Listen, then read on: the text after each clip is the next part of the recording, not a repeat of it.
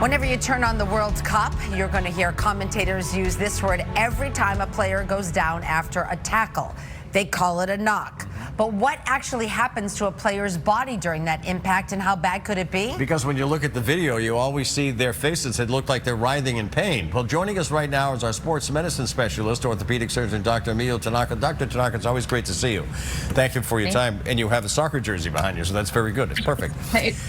So let's start there. Let's start with that term. We saw a knockout and a knock to actually take Christian Pulisic out during the U.S. game against Paraguay, and we really don't know if he's going to be able to play against Australia the next game. So when a player does take a hit, in this particular case, right to the back of the leg, how do sideline physicians differentiate between what might be a bruise and then a more serious injury?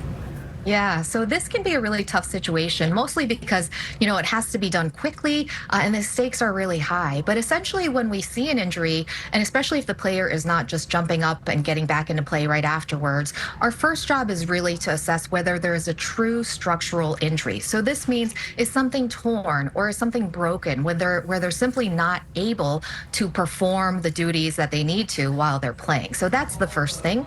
Once that's established that that's hopefully not the case, then the second part is the part that's a little bit more tricky, which is, are they able to then function at the level that they need to? So someone can have a non-structural injury, non-tear, non-fracture, but they could have substantial swelling or substantial inflammation that could prevent them from playing. So those are the things that we typically assess for. And you know what you're talking about. Can you tell people what it is that you do?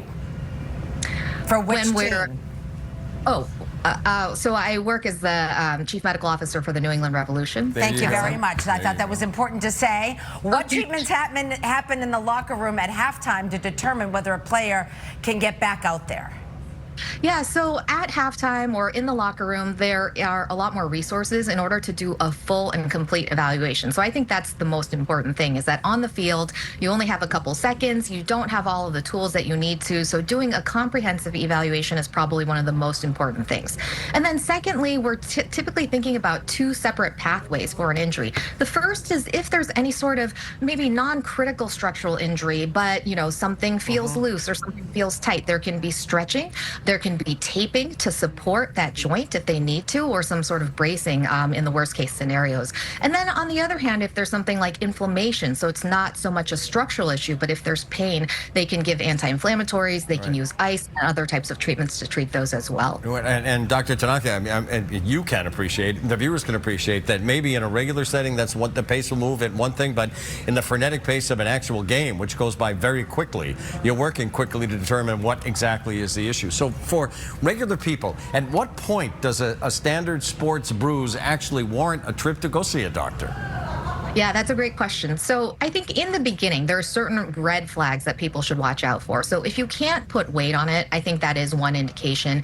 If you have any sort of deformity, of course, it looks like, something's just not right about that part of the joint or the body part, of course, or if you can't move it. So if your knee is locked, or if your, whatever body part it is, just cannot move because it feels like it's hitting a block, those are definitely signs to be seen more urgently. And then after that, of course, there's swelling and there's pain. Typically, we expect normal swelling to go away over the course of a day or two. So I would say that if the pain and the swelling is increasing after 2 days or not completely resolved over 5 to 7 days, that would be an indication to be seen as well. Got it. Are you watching all the soccer, or have you seen it in person?